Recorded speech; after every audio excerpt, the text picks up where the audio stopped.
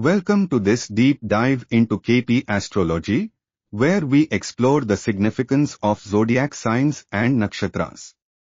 For astrology enthusiasts, understanding these concepts is key to interpreting horoscopes accurately.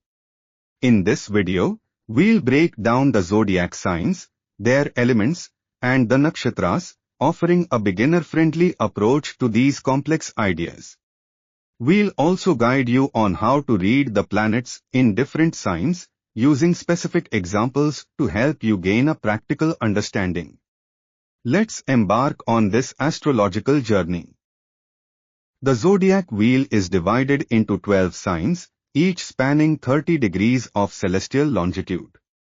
These signs are Aries, Taurus, Gemini, Cancer, Leo, Virgo, Libra, Scorpio, Sagittarius, Capricorn, Aquarius, and Pisces.